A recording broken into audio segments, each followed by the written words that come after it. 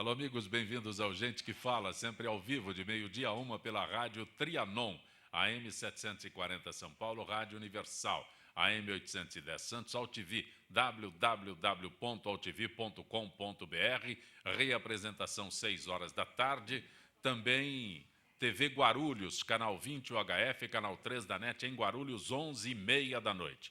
Acesse nosso blog, conheça nossos colunistas e colaboradores, gentequefala.com.br, nossa fanpage, Facebook/programa Gente que Fala. Para você participar, chat no site da AltV, o WhatsApp é 974012235 e um telefone à sua disposição, São Paulo 1150526622. Participando desta edição de Gente que Fala, Dr. Silvio Gabor. Prazer tê-lo aqui, doutor Silvio. Prazer é todo meu, estar de volta e poder transmitir ou poder esclarecer algumas dúvidas do pessoal aí da O senhor vai começar esclarecendo, eu devo anunciá-lo como gastroenterologista cirurgião geral.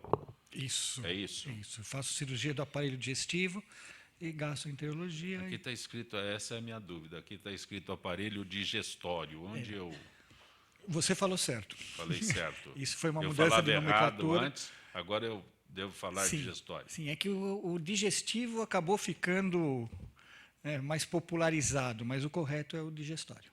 Então eu vou me atualizar. Tá? Você vê que eu erro também, né? Doutor Aônio Vieira, prazer tê-lo aqui, doutor Aônio. Prazer, que bom estar com vocês novamente, Zancompé. Muito bom. Dentista apenas vale para o senhor ou eu tenho que chamá-lo de cirurgião dentista? Na verdade, a profissão é cirurgião dentista. Sim. Ótimo. Que hoje até fala odontologistas, assim, mas não, na verdade é cirurgião dentista. Essa é a profissão. Especialista em prótese, implante? É especialista em prótese e implantes dentários. Então, o correto sempre é cirurgião dentista. É, cirurgião dentista. Também conosco Ludmila Bonelli. Prazer tê-la aqui, Ludmila. Eu que agradeço, é a minha primeira vez. É um prazer para mim e obrigada pelo convite. Agora é o que eu quero que você me ajude. Fisioterapeuta dermatofuncional, tá certo? Tá certo. É isso mesmo? É o fisioterapeuta que é especializado em cuidar, recuperar e tratar da pele. Se eu dissesse só fisioterapeuta, eu não estaria errando. De jeito nenhum. E aí o dermatofuncional é uma especialidade da fisioterapia que cuida da pele. E você veio de Belo Horizonte para participar conosco? Isso. Lá que fica a clínica Belli Bonelli? Belli Bonelli. Belli Bonelli Centro de Treinamento, Belli Bonelli Clínica de Estética, entre outras tudo coisas. Em Belo Horizonte. Tudo em Belo Horizonte. Também conosco, Alain Nascimento. Bom tê-lo aqui, Alain. Obrigado, Zancompé. Obrigado pela oportunidade de falar sobre o Para-Taekwondo, que poucas pessoas sabem que o Taekwondo virou para-desportivo. E vamos falar um pouco sobre esse trabalho. Você é mestre em Taekwondo? Mestre em Taekwondo. E o Para-Taekwondo é uma das modalidades, é o Taekwondo para-desportivo. Mas você é uma pessoa, você é presidente da Federação Brasileira de Para-Taekwondo. Isso, sou presidente da federação. Mas por que alguém que é normal cuida dos para-atletas? Na verdade, quando eu sou formado em Educação Física também, quando eu comecei a faculdade, eu comecei por causa do rendimento esportivo no Taekwondo, não por causa do Para-Taekwondo. Surgiu uma oportunidade de trabalhar com pessoas com deficiência intelectual, portadoras de deficiência intelectual, e aí eu me apaixonei e eu vi que era uma possibilidade, que ninguém estava cuidando dessa parte, e aí a gente começou a desenvolver o trabalho para as pessoas portadoras de deficiência. Tem chances para a nossa Olimpíada?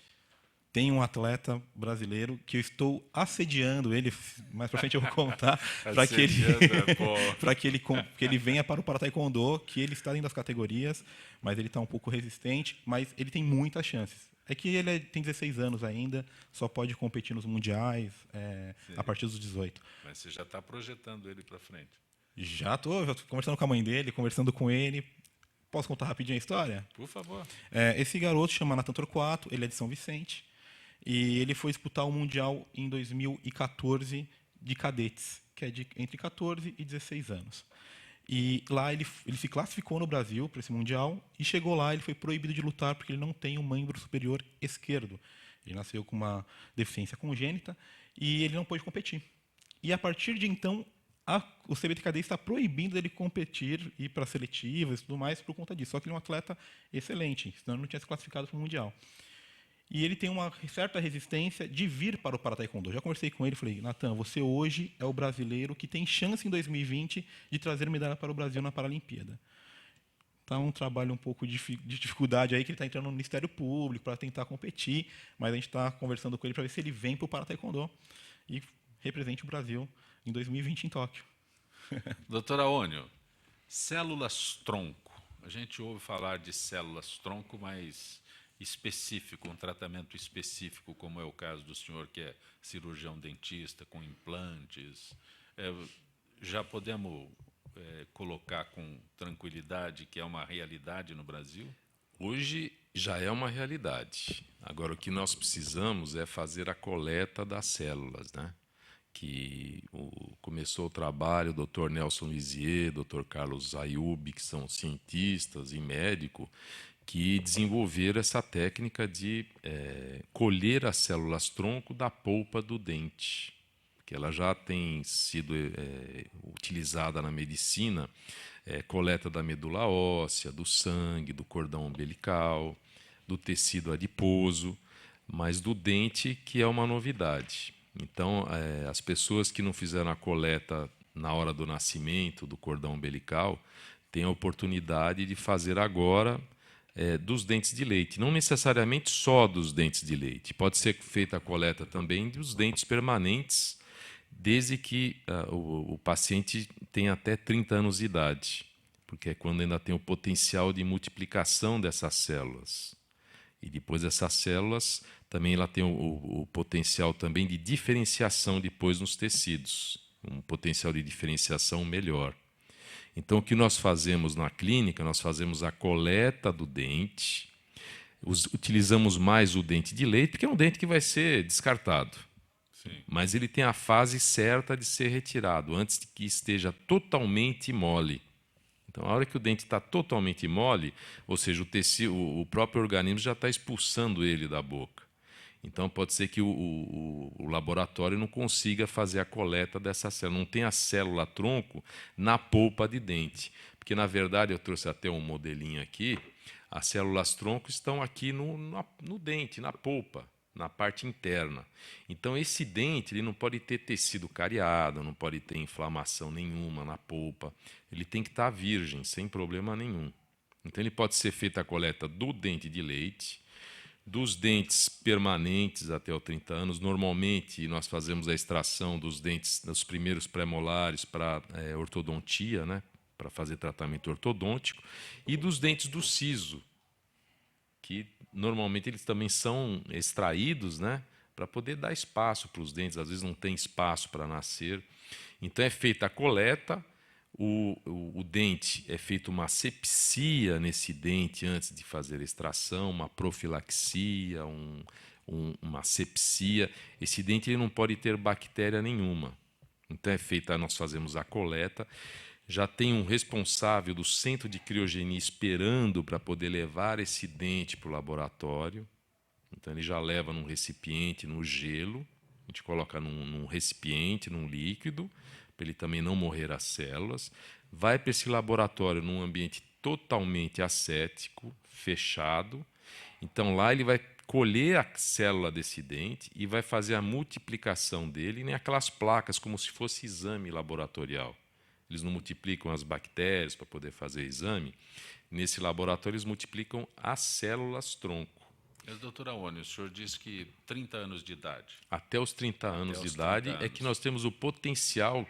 O nosso organismo, as células estão se reproduzindo 100%. Né? Aí, quando o senhor atende crianças, o senhor faz esse procedimento, é isso? Eu faço a coleta do dente. Perfeito, mas quando se eu levo... Meus filhos já passaram dos 30 anos, então se eu levo os netos, é onde o senhor pode fazer esse procedimento de... Então, a grande vantagem da célula-tronco colhida da polpa dentária é que ela tem biocompatibilidade até a terceira geração, ascendente e descendente. Então, se você colhe do neto, você pode usar no avô. Eu agradeço. É uma boa. Ou do filho no pai. E da criança pode ser utilizado depois para o neto dele. Onde?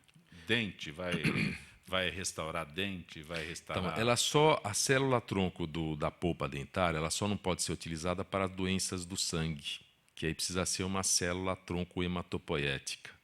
A célula-tronco que nós colhemos da polpa do dente é uma célula-tronco mesenquimal. Então, ela se diferencia em quase todo o tecido do corpo humano. É uma coisa assim, eu fiquei apaixonado com o assunto e eu estou utilizando para tecido ósseo, tecido gengival, tecido ósseo. Então a gente colhe, vai para o laboratório para fazer a multiplicação e no dia que eu vou fazer a cirurgia de enxertia, o laboratório me manda, vamos supor, marquei a cirurgia para as 14 horas. Então a célula-tronco está chegando no meu consultório às 13h30 para eu utilizar às 14 horas na cirurgia, que também ela tem que ser descongelada. Então é feita a coleta, ela vai ser conservada a menos 196 graus negativos. Então precisa ter esse processo de descongelamento para a utilização. E ela precisa também ser utilizada depois que feito o descongelamento. Não tem validade, é breve a validade. É altamente perecível, não é validade? Porque é o tecido, né? Ele descongelou, ele está vivo ali a célula. Ela só fica. Então, você pode utilizar, vamos supor, a pessoa teve um infarto do miocárdio. Morreu o tecido cardíaco do miocárdio. Então, pode ser feita a injeção dessa célula por veia pelo cateterismo. Então, aquele tecido cardíaco ele vai se regenerar.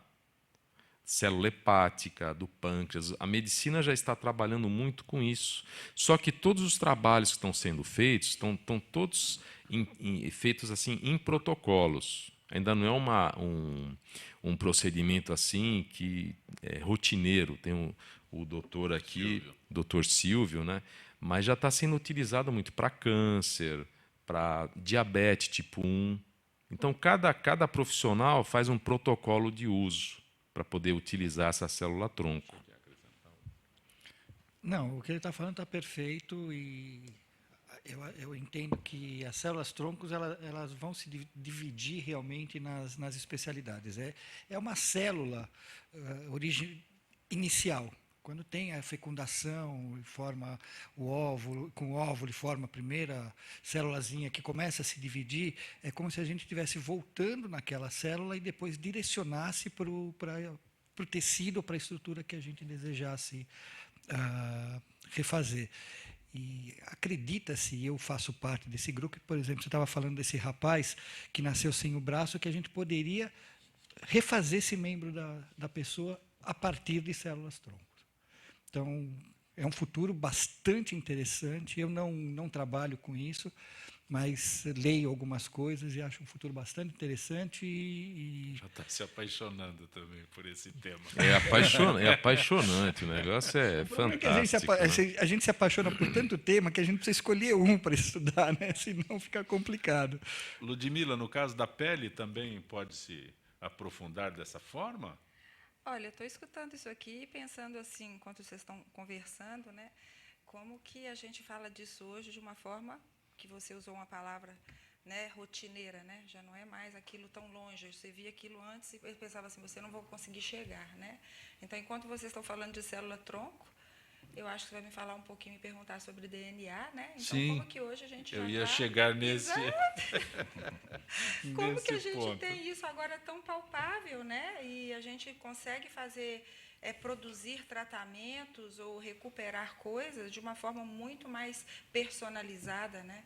E individualizada, e às vezes até coisas que a gente nem imaginava. Mas né? no teu caso específico, o DNA de saliva, a partir da coleta de saliva? No meu caso específico, é um DNA que ele vai mostrar características da pele. Então, é DNA específico para a pele. Então, esse DNA a gente vai colher através da saliva, né? Nós temos uma espátula, é facinho, não dói, não tem que furar, né? Então, a gente colhe através da saliva e esse DNA que vai ser avaliado, não por mim, pelo laboratório, né? Um laboratório fora do país, mas também chega um exame para a gente rapidinho, o resultado, e ele vai avaliar se a pele será manchada, se a pele será inflamada, se a pele será suscetível à agressão maior de radicais livres, se nós vamos ter mais rugas ou menos rugas, e se a gente vai ter uma flacidez exagerada ou não. Então, é muito interessante, porque com esse DNA, a gente consegue realmente personalizar um tratamento desde cedo. Então, às vezes, você vê que as pessoas... Eu falo assim, como eu trabalho com pele, né, para a gente é muito bacana, porque tem pessoas que têm acne a vida toda, até a acne adulta, que tem várias vamos dizer, causas, mas, de qualquer maneira, se você também consegue visualizar isso pelo DNA, porque o DNA a gente faz só uma vez, né, ele já é ele, né?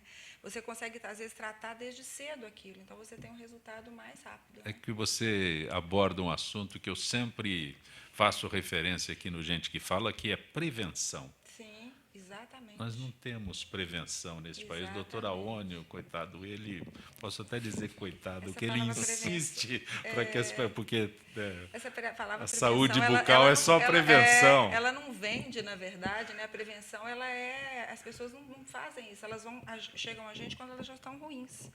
Mas é muito bacana, porque no nosso mundo, né, da estética, a gente tem uma quantidade de aparelhos e de máquinas disponíveis demais, né, e as pessoas fazem sem muito critério. Então, quando você vê que no seu DNA, por exemplo, você tem uma predisposição à inflamação, vários aparelhos e várias máquinas não poderão ser feitas com tanta tranquilidade. Então, às vezes, a gente vê reações, né, hoje a gente tem aí na moda o laser, né, que é muito bacana, mas que tem muita gente que tem problema. Nós estamos agora com a criolipólise, que hoje na estética é uma das coisas mais conhecidas, muita gente se queima. Então, às vezes, se você visualiza que a sua pele será uma pele com problema tal, de inflamação ou de agressão por radicais livres, você consegue prevenir e ter mais cuidado para poder usar esses recursos terapêuticos da moda, né? Porque é isso que às vezes atrapalha. Doutor Silvio, quando eu estou aqui meio com problema de hérnia, eu descubro que não é um problema de ter feito tantos aniversários, porque as crianças também podem estar sujeitas a isso, é? Podem, elas podem nascer já com a hérnia. A hérnia, na verdade, quando a gente fala de hérnia do abdômen, principalmente, é uma falha no músculo. Vamos, para ficar a coisa mais ou menos simples. Fica um buraco lá no músculo e o que está por trás do músculo, quando faz um esforço, aparece aqui na frente. E isso pode ser adquirido, né, que é o nosso caso já de alguns aniversários comemorados, ou pode nascer, isso pode ser congênito, ela pode ter uma falha. É muito comum a gente ver em crianças, principalmente no umbigo. Isso chama bastante atenção quando a criança chora, o umbigo fica abaulado, ou a região da virilha fica abaulado. Isso já é uma hérnia do nascimento, a criança já nasceu com essa hérnia. O tratamento é cirúrgico, da mesma maneira, existe uma exceção para a hérnia umbilical do recém-nascido que pode se aguardar até 2 anos. A hérnia inguinal ou outros tipos de hérnia, tanto na criança quanto no adulto, é sempre cirúrgico pelo risco de uma alça intestinal entrar nesse orifício herniário, fazer parte da hérnia, uma alça intestinal, e ela fica estrangulada, ela fica sem irrigação sanguínea e vai apodrecer. Se eu disser que na coluna o problema é mais comum, é correto ou não tanto assim? Você está dizendo de uma hérnia de disco, uma hérnia na coluna, eu acho... Eu estou usando o termo hérnia para dizer... existe a hérnia de disco, que é aquele disco, né, que fica entre as duas vértebras, que serve como amortecedor, que ela sai do espaço dela e fica abaulada. O complemento da pergunta é por que tanta gente tem medo de corrigir esse problema? Porque o senhor já disse que é cirúrgico. É cirúrgico. A hérnia de disco, eu não tenho tanta experiência. Eu pego a hérnia de disco no consultório e acabo encaminhando. Quem cuida disso é o neurologista ou o ortopedista especialista em coluna. Eu teria medo de operar também, porque lá passa o canal medular, né? Todos os nervos estão lá. E se tiver uma lesão, principalmente nas mais altas, nas cervicais, se tiver uma lesão ali, eu não sei que tipo de consequência pode ter lá embaixo. Pode ser desde um simples formigamento nas mãos, como paraplegia mesmo. Né? Eu vou ser bem honesto. Quando me diagnosticaram uma hérnia de disco, eu fui fazer fisioterapia, fui fazer RPG, pilates, uma série de outras coisas, mas eu não deixei pôr a mão, não. Essa é a orientação, Ana? Eu acho que tem que fazer exercício sempre. Se um cirurgião está dizendo que foi se recorrer. Não, mas... Disseram de prevenção, né? A melhor prevenção... Aí é o termo que eu usei há instantes. A melhor prevenção é a atividade física, sem dúvida. Né? Para todos os males aí, a gente sabe que a atividade física ela gera vários benefícios. desde o cardíaco, muscular, musculoesquelético. Tanto é que hoje a gente tem um crescimento muito grande de idosos indo para a academia, né? A gente tem horários específicos para idosos, aulas especiais para idosos, que a gente sabe que o idoso vai ter uma musculatura um pouco mais forte, fortalecida, consegue desenvolver as atividades melhores no dia a dia, né? É a questão da prevenção. Acho que o fisioterapeuta vai recuperar e o educador físico vai prevenir. Na verdade, é essa. Agora, me diz uma coisa, como que você, na tua posição, é muito importante para mim a tua opinião a respeito do modismo, tá? Porque, de repente, hoje existe fazer ginástica, cuidar da atividade, vou para o parque correr sem nenhum tipo de orientação. Eu queria saber a tua opinião sobre isso. Vou falar uma coisa. Sempre procurem profissionais de educação física com o CREF, né? O CREF hoje a gente sabe que é uma fábrica de fazer carteirinha, mas procurem que ele é um profissional que está habilitado pelo conselho que rege a educação física. Mas Por que não tem mais professor de educação física? Não existe mais professor de educação física? Ninguém fala mais que é professor de educação física. Então, educador físico, existe uma teoria, educador físico é quem é bacharel. Sim. Professor de educação física é quem faz licenciatura. Sim. Então, a pessoa que é licenciada em educação física, ele é professor de educação física, que ele só pode trabalhar com a educação, na área de educação escolar, né? O bacharel, ele abre um leque. Se ele só é bacharel, ele pode trabalhar com clubes, academias e qualquer outro tipo de esporte, modalidade esportiva. Os modismos que o Dr. Silvio Os modismos. Hoje a gente tem um modismo muito grande, que é o Muay Thai, por conta do UFC. A gente tem um modismo muito grande. E tem um outro modismo, que são os treinamentos funcionais e os crossfit, né? Ontem saiu uma matéria de uma pessoa que faleceu fazendo crossfit.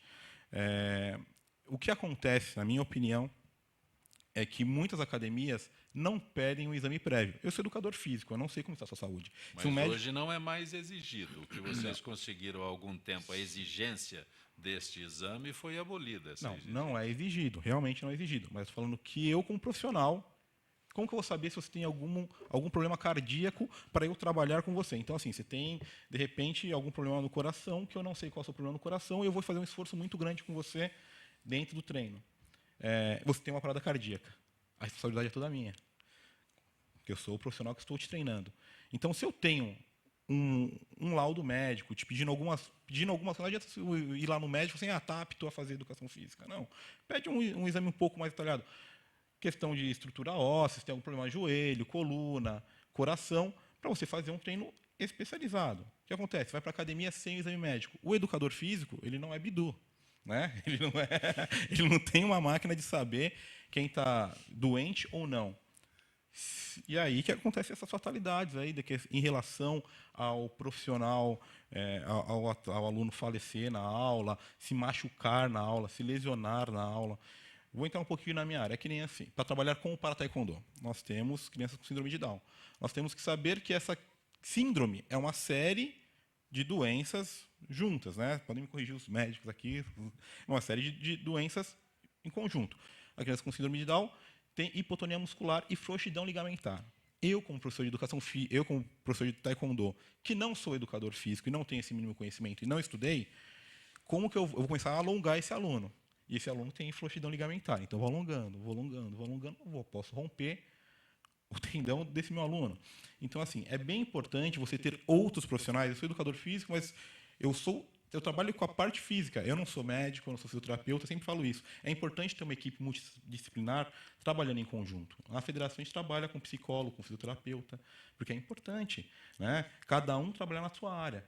Não adianta falar assim, não, faz isso daqui, que nem fisioterapia. A pessoa está com uma lesão na coluna. Não, faz esse exercício aqui que vai resolver. Eu não sou especialista na pessoa que está doente, né? No caso, quem faz a reabilitação é o fisioterapeuta. Eu cuido, eu previno para que a pessoa não se lesione e para a pessoa ter uma vida saudável. Então, se cada um trabalhar na sua área, atuar na tua área, fica muito melhor os trabalhos, né? Satisfeito, doutor Silvio? Completamente. Como toda quarta-feira, doutor Nelson Letísio, cirurgião plástico. Doutor Letísio, boa tarde. Boa tarde, Jacopé. Como é que você está? Tudo em ordem? Tudo em paz, doutor Letísio. Que bom. Gostaria de abordar com o senhor hoje prótese no queixo, uma correção plástica pouca comentada. Posso dizer que é muito comum a utilização de uma prótese? Olha, Jacopé, há um tempo atrás, vamos dizer, há uns 10, 15 anos atrás, ela era mais comum. Com o advento da liposcultura facial, ela caiu um pouco, não digo em desuso, mas você tem uma procura menor por prótese mentoniana. Por quê? A liposcultura facial, você consegue diminuir, por exemplo, a projeção vamos dizer, do papinho, né, da gordura submentoniana, das gorduras da região geniana, e você coloca a gordura na região mentoniana. Ou seja, você diminui o papinho, diminui o bulldoguinho e projeta um pouco o mento. Isso você consegue resultados bastante interessantes. Agora, não que você vá deixar de indicar uma prótese mentoniana. O que a gente sempre pensa? O equilíbrio da face. Se a face está bem equilibrada em relação à fronte, Leonardo da Vinci falou isso em 1500 mais ou menos, que a região frontal, que vai da implantação do cabelo ao canto do olho, do canto do olho o canto da ala nasal e do canto da ala nasal até o mento. Elas têm que ser mais ou menos proporcionais, tanto na visão frontal quanto na visão lateral. Então, a conclusão, a fronte tem que estar mais ou menos na mesma projeção do mento. E isso que é muito importante. Às vezes a pessoa fala, não, eu estou com pouca projeção mentoniana, ou seja, com o queixo pequeno. Às vezes não é isso, às vezes vai ter um papinho que você tem que lipoaspirar. Então você lipoaspira o papo, você projeta o mento. Uma pessoa de uma certa idade, que já, não estou com pouco queixo. Não, é que ela está com o músculo platisma, que é esse músculo submentoniano, ou seja, aqui embaixo do queixo, flácido. Então você vai e faz uma aplicatura do músculo, você melhora o ângulo, você projeta a região mentoniana. Então, deixou-se de ver como se via muitos anos atrás, qualquer coisa põe entre aspas, põe um queixinho que melhora. Tudo bem, ela é válida. E principalmente as próteses mentonianas atuais, elas são umas próteses mais longas. Há um tempo atrás tinha até prótese gelatinosa de mento, então ela ficava muito estranha, porque ela projetava só a região mentoniana, só o meio, a lateral ficava um pouco sem projeção, então ficava aquele queixinho muito redondinho, muito projetado para frente. Então, Dom Copé, é uma coisa muito boa, sabe? Mas desde que haja realmente uma indicação. Porque hoje em dia, com o advento da liposcultura, das suturas do músculo platisma, de uma série de outras coisas que a gente faz na região facial, você pode colocar uma prótese mentoniana. Agora, se for ver do ponto de vista de estrutura óssea, você pode também fazer um avanço da região mentoniana. Você faz uma secção do osso da mandíbula e avança o osso da mandíbula. Isso só para a região mentoniana. E, logicamente, você tem que ver como um todo a cirurgia ortognática, onde já existe toda uma oclusão dentária com problema, em que você tem que fazer a oclusão dentária primeiro, acertar a oclusão, para depois você ver a projeção mentoniana, que muitas vezes é corrigida no mesmo ato. Então, é interessante. É bom fazer a prótese? É uma cirurgia, se for só colocar a prótese, é uma cirurgia muito simples, Jacopé, mas tem que olhar sempre, como a gente fala, a face como um todo. Doutor Letísio, eu agradeço mais uma vez tua gentileza com Gente que Fala. Uma boa tarde. Uma boa tarde, saúde e paz para todos aí. Gente que Fala retornará em instantes.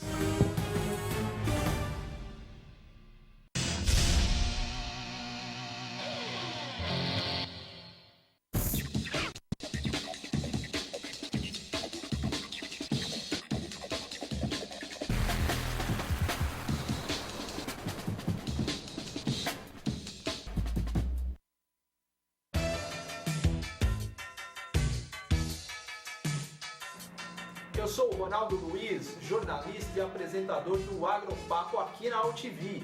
E quero convidá-lo para você acompanhar o Talk Show do Agronegócio todas as terças e quintas, das 11 às 11h30 da manhã, aqui na TV da internet. Oi, eu sou Letícia Spiller e quero convidar vocês a fortalecer o movimento que quer criar uma lei para acabar com o desmatamento no Brasil. Nossas florestas não podem mais ser destruídas. São elas que garantem a nossa qualidade de vida. Eu quero floresta em pé, água fresca, clima ameno e desmatamento zero. E você? Participe, assine a petição.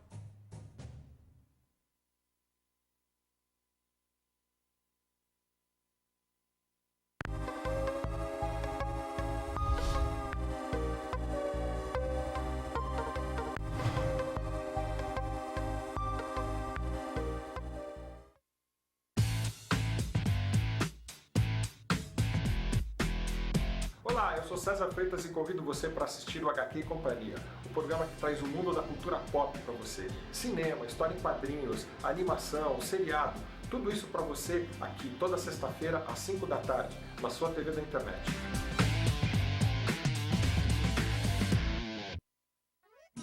Ei, Pantanal! Que maravilha, sou! Mas aqui os peixes já estão diminuindo. Por isso, é bom cuidar e proteger os rios que é aqui, ó, onde eles nascem. O Pantanal depende das nascentes e das cabeceiras. E nós também, ué. Então, pessoal, vamos ajudar. Afinal, tamo tudo junto, no mesmo barco. Olá, eu estou aqui para tocar sua consciência. Nossa saúde ganhou o movimento Mama Amiga pela Vida, uma ação social e voluntária que trabalha pela prevenção do câncer de mama. Esse trabalho leva informação às mulheres, apoio e um toque de carinho, com campanhas como a Rede de Pontos de Prevenção e o modelo Mama Amiga, que ensina a identificar possíveis alterações nas mamas. Para saber mais, acesse e participe desse grande movimento pela vida da mulher.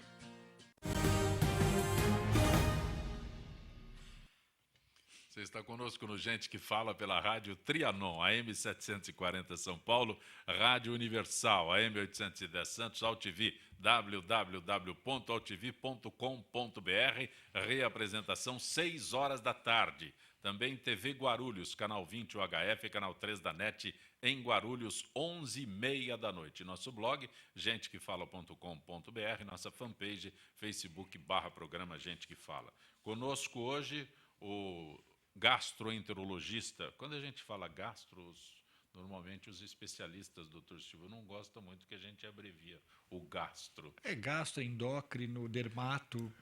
Dermato. Eu não me incomodo, não. Doutor Silvio Gabor, também a fisioterapeuta dermato funcional, Ludmila Bonelli, que veio de Belo Horizonte para participar conosco, ela que é diretora da clínica Belli Bonelli. E também o cirurgião dentista Dr. Aônio Vieira, especialista em prótese dental e implantes, e o mestre em Taekwondo, Alain Nascimento. Alain, tem uma série de eventos que vocês estão realizando para divulgar o Taekwondo e o para-Taekwondo. Isso, na verdade, o Taekwondo está bem estruturado no Brasil hoje. Hoje já é uma das modalidades de artes marciais mais praticadas por conta das Olimpíadas. O para-Taekwondo está caminhando agora. O ano passado nós fizemos o primeiro festival. Por que festival e não campeonato? Porque a gente tem muita deficiência, principalmente na deficiência intelectual, a gente tem muito deficiente que não tem condição de participar da parte competitiva. Ele não consegue compreender o que tem que ser realizado. Então a gente faz um festival onde ele participa para que ele seja premiado. Porque a gente sabe que na deficiência intelectual, de um certo tempo de trabalho, ele vai ter uma resposta e, dependendo da resposta, a gente consegue colocá-lo para competir. O ano passado foi o primeiro festival paulista de para-taekwondo.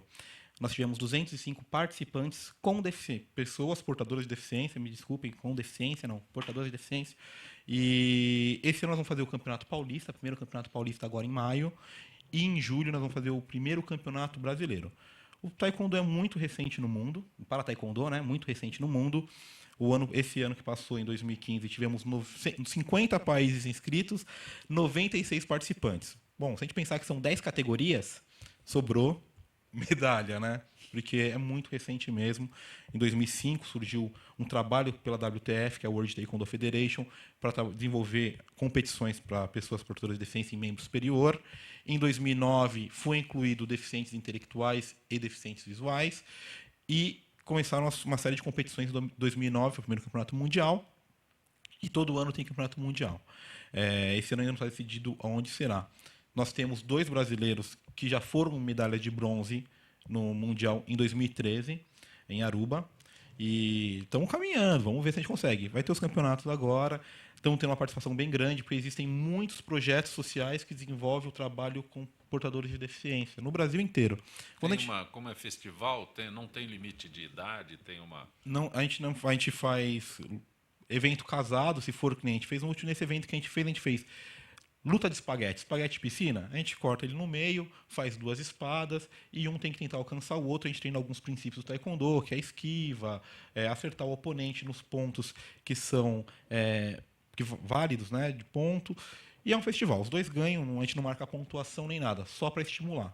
A gente fez salto em distância, coloca alguns colchonetes, e a criança tem que ir saltando. Cada colchonete vai aumentando os colchonetes, coloca um colchonete, ela salta. Se ela não conseguir, ela vai lá, pega a medalha dela e está tudo certo. E vai continuando até a pessoa... Incentivo. E tem salto em altura. A gente coloca uma barreira e ela tem que saltar chutando um chute chamado Time Upchagi, que é a famosa voadora. Aí ele salta com a famosa voadora e dá um golpe. Mas a gente está desenvolvendo um trabalho e vamos conseguir levar brasileiros para o 2020. Doutora Aônio, Ludmila, acho que este assunto aqui diz bem a especialidade de vocês, né? Fabricantes de refrigerantes não poderão fazer publicidade para crianças. Decisão tomada pela Associação Brasileira das Indústrias de Refrigerantes e Bebidas Não Alcoólicas. Valerá sempre que 35% do público alcançado por um programa tiver menos de 12 anos.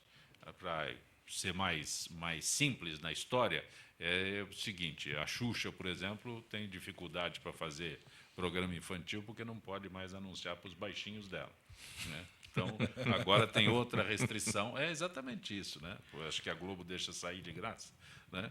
Então, não pode... Agora tem outra restrição, que é refrigerante. Mas o problema aqui seria o açúcar? Bem, na minha área, na odontologia, o açúcar é o vilão. Sim. Isso em todos os sentidos, né? Ele é se você cortar, restringir o açúcar, restringir o carboidrato da pessoa, ela não tem cárie. Se for uma alimentação à base de fibras, carne, proteína e verduras, tanto que antigamente o ser humano não tinha cárie, começou a desenvolver cárie depois que apareceu a alimentação à base de carboidrato. E o açúcar é o vilão principal, principalmente refrigerante, que ele tem uma alta quantidade de açúcar. Mas é bom, doutora. É bom para dar cárie, né? Mas para os dentes não é muito bom, não. Aí não vale, é bom. O dinheiro também já fica... Aí não vale, né? Aí não vale. Açúcar é prejudicial à pele? O açúcar, ele consegue fazer o nosso colágeno, através de um processo que chama glicação, endurecer muito. Então, quando a gente está falando de pele, né, esse açúcar consegue chegar e aderir às fibras de colágeno, e a nossa pele é 90% quase feita só de colágeno, e fazer com que esse colágeno fique tão rígido que eu vou, com isso, ter uma estrutura da pele alterada. Então, é como se também fosse o açúcar é o vilão, é o maior vilão da pele, da beleza da pele. Porque o colágeno é que mantém a hidratação. E se o açúcar faz com que esse colágeno fique muito duro, esse colágeno não consegue segurar moléculas de água, então eu tenho uma pele desidratada. Então eu tenho uma pele envelhecida, uma pele mais suscetível a manchas, uma pele mais suscetível a acne, e às vezes até uma pele mais suscetível a calvície ou a alopécia, exatamente porque o cabelo também está incrustado na pele. Então essa glicação é um vilão. Então, por exemplo, a gente vê hoje, já que a gente está falando de atualidade, realmente as meninas, por exemplo, adolescentes, né, que todo mundo chama, que elas têm uma estria que chama-se idiopática. E essa estria idiopática é aquela que nunca tem uma causa. Mas hoje a gente tem, na atualidade, pessoas que comem muito carboidrato, principalmente o adolescente. Então, o colágeno dessas adolescentes provavelmente está tão glicado que a pele se rompe pela falta da estrutura boa, hidratada do colágeno. Ludmila, pode ter alguém que esteja fazendo, não sei se seria um tratamento de beleza ou utilizando produtos, e aí diz que o produto não tá surtindo o efeito desejado, aí você, quando pesquisa, descobre que é o açúcar. Pode existir isso? Pode? A gente, por exemplo, eu tenho um exemplo para dar que aconteceu hoje de manhã. Eu tenho uma linha de cosméticos hoje e uma pessoa estava usando um produto meu e me citou um probleminha que ela teve. E eu falei, engraçado, a pele dela deve ser uma pele glicada. E foi uma coincidência, porque eu não conhecia a pessoa que comprou o produto, liguei para essa pessoa para saber o que aconteceu, e essa pessoa é vegetariana. Então, o que é que ela come como vegetariana? Muito carboidrato. Então, a pele glicada dela é que não consegue receber bem até o produto, porque deve estar tão glicada. Então, ela vive à base de legumes, ela vive à base de muito açúcar mascavo, então, ela vive à base de muito suco de fruta. Não que isso faça mal, mas em excesso eu estarei usando também o quê? Muito açúcar no meu organismo. Então, como eu estou falando só de pele, o senhor está falando de dente, mas também é pele, né? É exatamente ali que começam as coisas a acontecer. Então, existe uma glicação e realmente uma alteração dessa estrutura. Doutor Silvio Gabor, no aparelho digestório, o açúcar tem influência? Tem influência como em todos os aparelhos. O açúcar em excesso ele não é bem-vindo, vamos dizer assim. No aparelho digestório entra especificamente aí o pâncreas, com a história da insulina, e o diabetes, e aí vai entrar o dermato junto. Mas o problema do refrigerante, aí, no meu modo de ver também, não é só o açúcar, né? A gente sabe que o pH do refrigerante é um pH muito baixo, isso propicia o aparecimento de úlceras, de gastrites e de outras doenças do estômago. Os gases, né? O refrigerante é gasoso, isso dá uma distensão no estômago que também pode causar problemas, e a grande maioria deles é a base de sódio. E hoje a gente sabe que o sódio também em excesso pode lá na frente levar a problemas cardíacos, problemas circulatórios. Então a gente evita um pouquinho tudo que tenha sódio demais. Com o doutor Aônio, que é bom, quando estava falando de refrigerante, que é bom, aí ele falou, é bom, mas é prejudicial. Então, da mesma forma, para o aparelho digestivo ou digestório, é dessa forma que o senhor vê. Não é imediato. No doutor Aônio também não é imediato. Não, também a pergunta que eu te faria é bom para quem? É bom para a indústria. Mas tem uma informação em relação à atividade física. No Ironman, sabe que a prova é corrida, ciclismo e natação.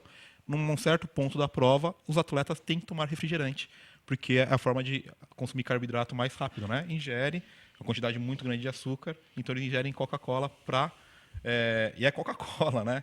Para o organismo receber esse carbo para eles continuarem fazendo a prova, que são provas de 8 horas. Para reidratar, né? E para receber os carboidratos na verdade, direto. Sanguínea direto. Na verdade, é mais por causa do carboidrato mesmo, que eles tomam no meio da prova, num certo ponto da prova, a Coca-Cola, que é para dar aquela energia extra. Então está respondido, é bom para quem? É bom para... Não para todo, é uma prova de 8 horas. Se a gente for pensar que é uma prova de 8 horas, você corre 42 quilômetros, faz uma maratona, você pedala 100 quilômetros e nada 3 quilômetros, então... Já cansei. São 8 horas de prova, então é para carboidrato mesmo. Eu não tenho refrigerante para eu me reidratar, né? Para, por favor. Doutor Silvio, há como se evitar, como se prevenir problemas intestinais? Com alimentação. A única maneira que a gente tem de prevenir os problemas intestinais mais graves realmente com alimentação.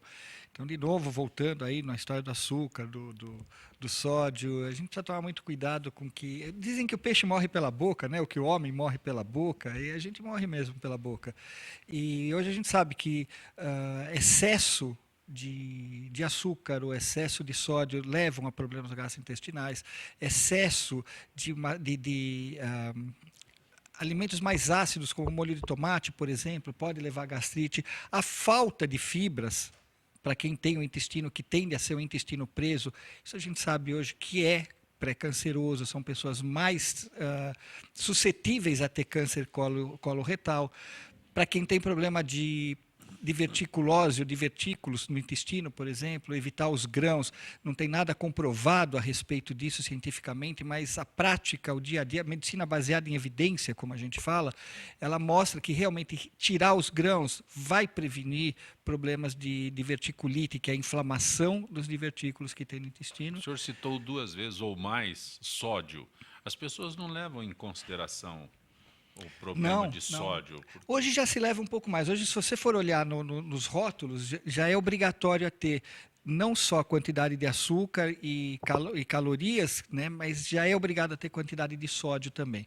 A gente ainda não está atento a isso, mas está começando a se criar uma mentalização, está começando a se criar um respeito ao sódio. E vamos segurar um pouquinho essa onda. Muitas vezes vejo pessoas procuram no rótulo ali glúten. Ah, não tem glúten. Glúten virou um vilão há algum tempo. E o sódio não é visto com tanto rigor assim com as pessoas que consumem, que consultam. Nós vamos chegar no sódio, ter um pouquinho mais de cuidado com ele. O glúten é a gema de ovo do século XXI. Que durante muito tempo o ovo foi cuidado com colesterol, que hoje todo mundo come nem. O glúten ele vai ganhar o espaço dele. O problema do glúten é específico para quem tem alergia ao glúten. Tá?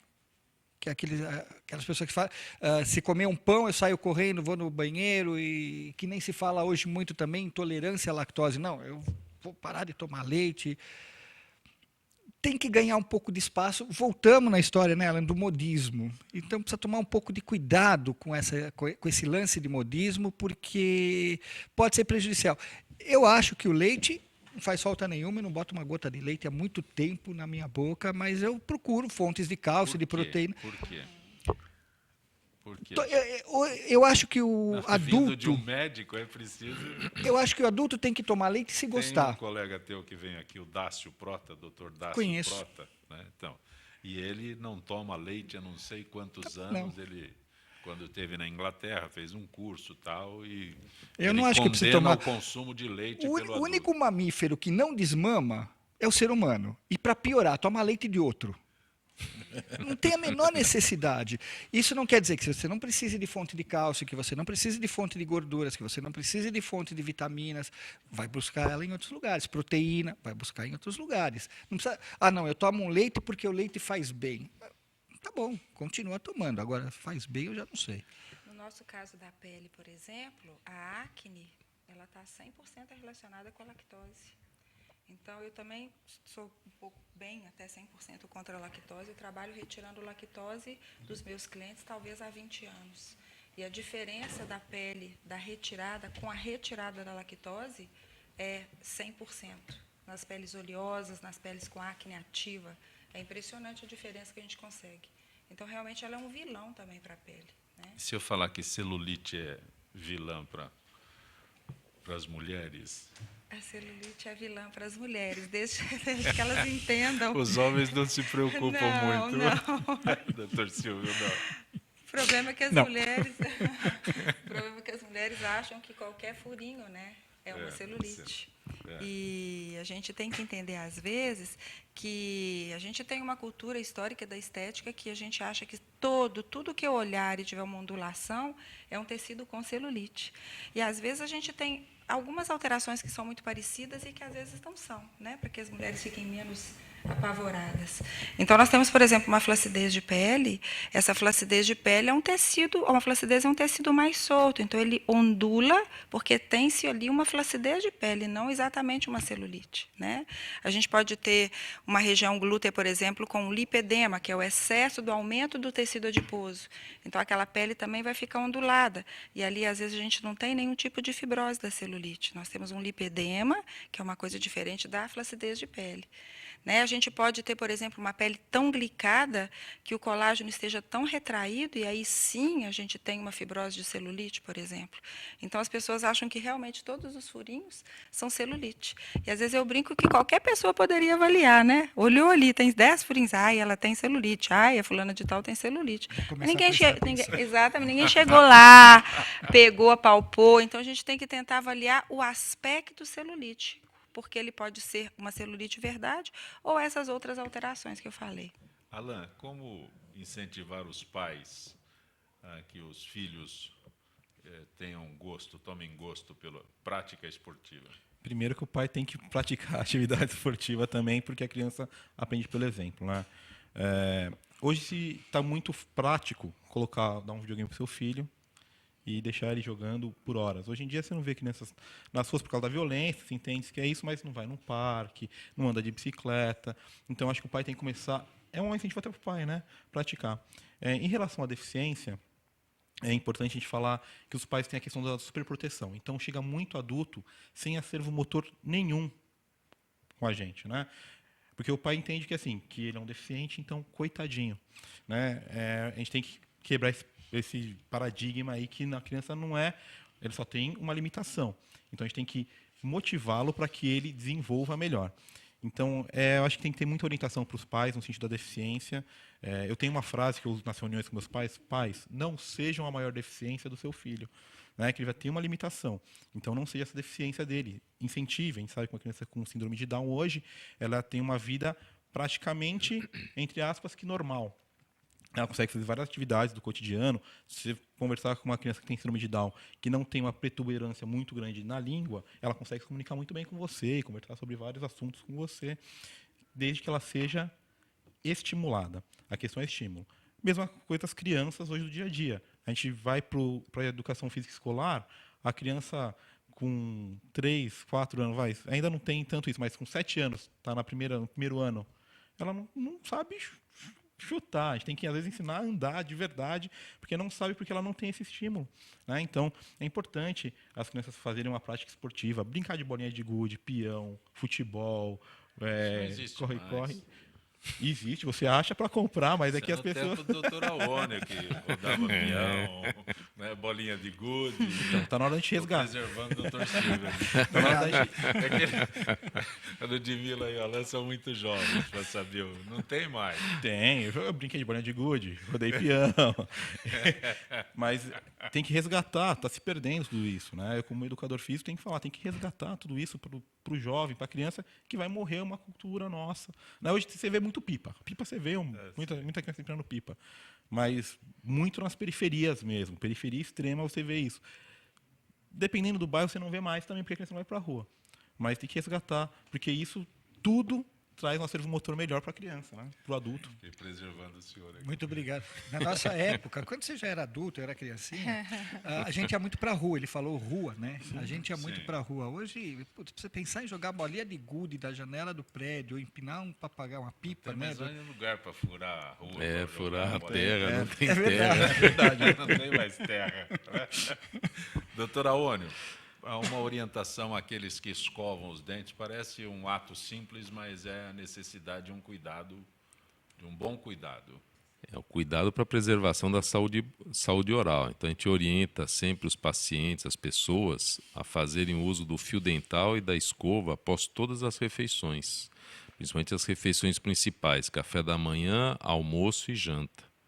E procurar entre as refeições principais, quando for fazer o lanchinho, que é bom também, para não ter um pico de glicose muito grande, deixar o espaço muito tempo sem se alimentar, procurar utilizar uma fruta que a fermentação dela não é tão grande, uma castanha do Pará, uma nozes, uma fruta desse tipo, um damasco, que às vezes a gente não consegue fazer higiene no trabalho, né? Dá paradinha para comer e não dá para parar para escovar. Mas pelo menos 3 refeições, durante as refeições principais, tem que ser feita a utilização da higiene oral, com fio dental e escova de dentes. Tem um endereço que se possa localizá-lo, doutor Aônio? www.aonivieira.com.br. Grato por ter vindo ao nosso... Obrigado o convite. É uma honra muito grande. Gabor, tem um endereço onde possa localizá-lo. Antes, existe uma prevenção que o senhor possa imediatamente indicar para evitar problemas intestinais? É tomar cuidado realmente com o que está comendo. Isso que ele falou, não ter as refeições muito longe uma das outras, não comer demais, comer menor quantidade mais vezes durante o dia.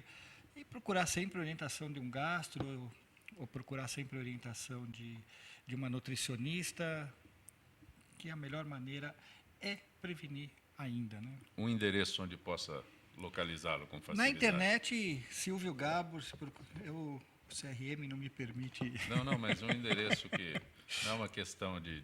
Sim, www.silviogabor.com.br. Grato por ter vindo ao nosso... Eu que agradeço o convite mais uma vez. Bom. Alan Nascimento, tem uma forma de... Quando será o evento que vocês estão programando? Será em maio, no Distrito da Moca, e em julho. Você tem uma academia aqui que é franqueada? Não, na verdade não é academia. A gente montou um centro de treinamento ali no ginásio Vaz Guimarães, o famoso ginásio do Ibirapuera. Foi cedido para a gente uma sala para se fazer o centro de treinamento do Para Taekwondo. E a academia é na Moca, na Rua Coronel Juveniano Brandão, 593, próximo a Paz de Barros. Aí é o Taekwondo normal que a gente trabalha no rendimento comum.